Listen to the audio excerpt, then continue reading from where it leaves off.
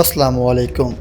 2025 की पाकिस्तान और भारत की 4 दिन की मुख्तसर मगर इंतहाई हसास झड़प ने एक बार फिर ये साबित कर दिया कि मुस्तकबिल की जंगें सिर्फ तैयारों, टैंकों और फौजी दस्तों से नहीं लड़ी जाएगी, बल्कि असल फैसला फ़िज़ा से फ़िज़ा और खिला के किनारों पर होने वाले इस पस मंज़र में पाकिस्तान की दिफाई हिकमत अमली में एक खामोश मगर गैर मामूली तब्दीली देखने को मिल रही है।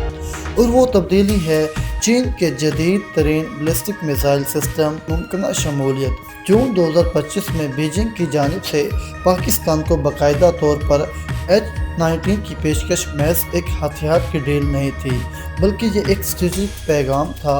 एक ऐसा पैगाम जो भारत की अग्नि series ballistic missile, hypersonic vehicles और फ्यूचर में MIRV capable nuclear delivery systems के तनाज़ुर में दिया गया। HQ-90 को अक्सर अमरीकी थॉट सिस्टम के बराबर करार दिया जाता है, लेकिन कई अस्करी तजियाकारों के मुताबिक इसकी ऑपरेशन फ़िलासफ़ी और इंगेजमेंट इनवेलप से एक मुनफरिद मकाम पर ले जाता है। HQ-90 की कहानी दरअसल 1990 की दहाई के आखिर में शुरू हुई थी, जब चीन ने अपने खुफिया प्रोग्राम 18C3 तहत एडवांस मिसाइल इंटरसेप्शन टेक्नोलॉजीज़ पर काम शुरू किया। इब्तदाई कामयाबी तजर्बात की दहाई की आगाज़ में सामने आए, लेकिन इस सिस्टम को मुकम्मल ऑपरेशन कॉन्फिडेंस हासिल करने में 2 दहाइयाँ लगीं।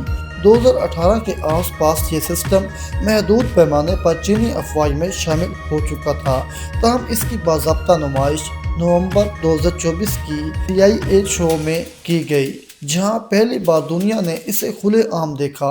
HQ-90 की बुनियाद HQ-9 प्लेटफॉर्म पर रखी गई थी, जो खुद रूसी S-300 से मुतासिर था, मगर यहाँ से मुमासलत तकरीबन ख़त्म हो जाती है। यकीनी तौर पर लॉन्ग रेंज एयर डिफेंस के लिए था, जबकि HQ-90 को ख़ास तौर पर एक्सो एटमॉस्फेरिक इंटरसेप्शंस के लिए डिज़ाइन किया गया, यानी कि वो मरला जब बैलिस्टिक मिसाइल ज़मीन की फ़िज़ा से बाहर होता है, यानी वो लम्हा होता है जहां मिजाज सबसे ज़्यादा कमज़ोर होता है, और HQ-90 इसी लम्हे को वो निशाना बनाता है। इस सिस्टम की सबसे नुमायाँ खसूसियत इसका मैकेनिज़्म है। रवायती इंटरसेप्ट के बरक्स HQ वॉरहेड के इस्तेमाल नहीं करता, ख़ास कॉन्टेंट एनर्जी से टारगेट को तबाह करता है, यानी इंटरसेप्टर मिसाइल इतनी ज़्यादा रफ्तार से दुश्मन मिसाइल से टकराता है कि कॉन्टैक्ट इम्पैक्ट के काफ़िली हो जाता है। ये टेक्नोलॉजी अमरीकी थॉट और SM-3 इंटरसेप्शंस में इस्तेमाल होती है। रफ्तार के लिहाज से HQ-90 एक गैर मामूली हथियार है। मुख्तलिफ दिफाई ज़राए के मुताबिक ये कैप्सूल तकरीबन 10,000 मीटर पर सेकंड की करीब रफ्तार हासिल कर सकता है। दोस्तों, किलोमीटर से ज़ायद बुलंदी पर मौसर तरीके से काम कर सकता है। यही वजह है कि ये system medium range ballistic missile, intermediate range ballistic missile और सुपर क्रूज मिसाइल जैसे ब्रह्मोस और हत्ता के थ्रेड्स के खिलाफ भी क्या चाहता है। कई रिपोर्ट्स में HQ-90 की इंटरसेप्शन रेंज को 1000 किलोमीटर से भी ज़्यादा बताया गया है, जबकि बाद गैर मुस्तहकम का मगर मुतकब्बर अस्करी राय में 3000 किलोमीटर तक का एक्सटेंड होने का दावा करते हैं। ख़ास तौर पर जब एडवांस रडार कम्युनिकेशंस और स्पेस बेस्ड ट्रैकिंग शामिल हो, ये रेंज पाकिस्तान जैसे ममालिक के लिए एक गेम चेंजर साबित हो सकता है, क्योंकि इससे दुश्मन के मिसाइल को लॉन्च करने के फ़ौरन बाद ट्रैक करने इसको इंगेज कर सकता है। HQ-90 की मोबिलिटी इसकी एक बड़ी ताकत है। ये system outbound build transporters electric launch पर नस्ब होता है, जिसमें 6 इंटरसेप्टर मिसाइल होते हैं। रोड लॉ टेक्नोलॉजी के जरिए मिसाइल को पहले कैंस्टर से इंजेक्ट किया जाता है और फिर मोटर ग्रेनाइट होती है, जिससे थर्मल सिग्नेचर कम रहती है और लॉन्चेस की सर्वाइलिटी बढ़ जाती है। यही खसूसियत इसे प्रमोट स्ट्राइक्स के खिलाफ ज़्यादा महफूज बनाती है। रडार के मैदान में HQ-90 के साथ टाइप सिलेक्शन रेंज तकरीबन 4000 किलोमीटर तक बताई जाती है। ये रडार मल्टीपल टारगेट्स को बैक वक्त ट्रैक करने की सलाहियत रखता है। اور advance command and control network کے ذریعے ڈیٹا کو فوری طور پر انٹرسیپٹر یونٹس تک منتقل کرتا ہے۔ اس انگریڈینٹ میں سے آرکیٹیکچرز کی بدولت HQ-90 بیک وقت کی بیلسٹک تھریٹس کو انگیج کر سکتا ہے، جو ماڈرن سچویشن اٹیکس کے خلاف انتہائی ضروری صلاحیت ہے۔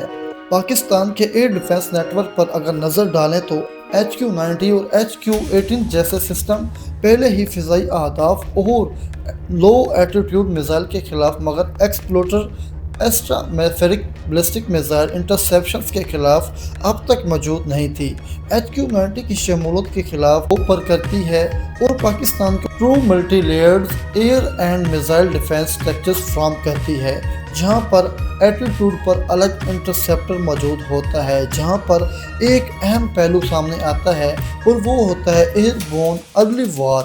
چین کی جانب سے پیش کیے گئے ڈیفنس پیکج میں KJ-500 AURUS بھی شامل ہیں، جو HQ-90 کے ریڈار نیٹ ورک کے ساتھ انٹیگریٹ ہو کر ڈیٹیکشن ایکوریسی اور ری ایکشن ٹائم کو مزید بہتر بنا سکتے ہیں۔ فضا میں موجود فلائنگ ریڈار دشمن میزائل لانچز کو بہت پہلے ڈیٹیکٹ کر سکتے ہیں، جس سے HQ-90 کو انگیج کے لیے قیمتی سیکنڈ مل جاتے ہیں، جہاں سے جنوبی ایشیا کی اسٹریٹجک تصویر مزید پیچیدہ ہو جاتی ہے۔ HQ-90 براہ راست بھارت کے نیوکلیئر ڈیلیوری سسٹمز کو چیلنج کرتا ہے۔ اگنی 5 جیسے میزائل، جن میں سے MIRV کیپیبلٹی متعارف کرائی جا رہی ہے، اب مڈ کورس فیز میں انٹرسیپٹ ہونے کے خطرے سے دوچار ہو سکتے ہیں۔ اس کا مطلب یہ ہے کہ پاکستان کی سیکنڈ اسٹرائک سرویلبلٹی میں اضافہ ہو سکتا ہے اور نیوکلیئر ڈیفنس مزید کریڈیبل بن جاتی ہے۔ اس نقطے پر پہنچ کر ہم دیکھ رہے ہیں کہ HQ-90 میچ ایک ڈسفیوز ویب پر نہیں بلکہ ایک اسٹریٹجک اسٹیبلائزر بھی بن سکتا ہے۔ بعض کے نزدیک ڈی اسٹیبلائزر بھی، کیوں نہ کہ اس کی بھارت کو انٹریشنس ایڈز ڈیکولائز، ہائپرسونک ڈیکولائز اور یہاں تک کہ ایس واٹر جیسے سسٹم کی طرف جانا پڑ سکتا ہے۔ اس اسٹریٹجک دباؤ کے نتیجے میں خطے میں ایک نئی آرم ریس کی خدشات جنم لیتے ہیں۔ HQ-90 کی ممکنہ تعیناتی بھارت کو مجبور کر سکتی ہے کہ وہ اپنے بیلسٹک میزائل میں ایڈوانس کاؤنٹر میجرز شامل کرے۔ ایسے ملٹیپل ڈیکوائز MRIV ٹیکنالوجی، مزید تیز رفتار سپر سونک کلائڈ وہیکلز، تاکہ مڈ کورس انٹرسیپشنز کو ناکام بنایا جا سکے۔ یہی وہ تکنیکی دور ہے جو مستقبل کی جنگوں کو سمت معین کرے گا۔ پاکستان کے لیے تو صرف پاکستان کے ساتھ توازن strategic command centres, air bases اور نیوکلیئر ایسٹس کے تحفظ کے لیے انتہائی اہم ہے۔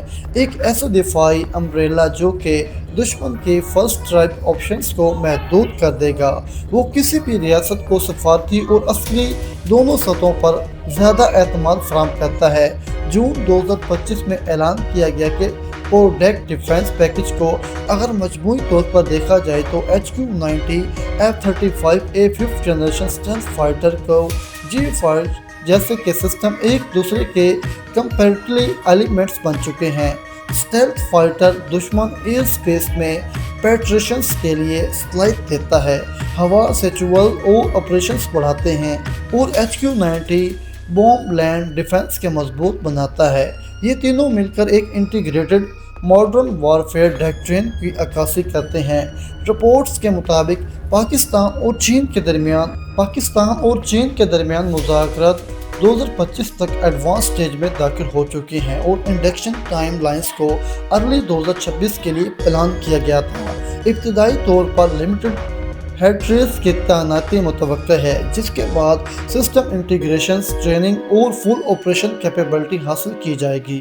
پاکستانی آپریٹرز کی ٹریننگ ممکنہ طور پر چین میں ہوگی، جہاں انہیں ایکسٹرا فزیکل انگیجمنٹ، ریڈار اور کمانڈ ڈسپیچز میکنگ جیسے کہ پیچیدہ مراحل سے گزارا جائے گا۔ یہ بات بھی اہم ہے کہ HQ-90 جیسے ہائی ایلٹیٹیوڈ سسٹم صرف ہارڈ ویئرز نہیں ہوتے بلکہ डॉक्ट्रिन ट्रेनिंग और सियासी फैसला साजी का इम्तिहान भी होते हैं। किसी भी क्राइसिस में बैलिस्टिक मिसाइल डिफेंस सिस्टम का इस्तेमाल एक बड़ा एस्केलेशन सिग्नल समझा जाता है, इसीलिए इसका रूल्स ऑफ एन एंगेजमेंट नहायती मोहतात अंदाज में तरतीब दिए जाते हैं। पाकिस्तान और चीन के दिफाई ताल्लुकात के तनाज़ुर में HQ-90 एक और संग मील साबित हो सकता है। ये इस बात का सबूत है कि चीन न सिर्फ पाकिस्तान का लार्जेस्ट आर्म सप्लायर्स है, स्ट्रेटजिक एनेबल्स की बुनियाद भी रखता है।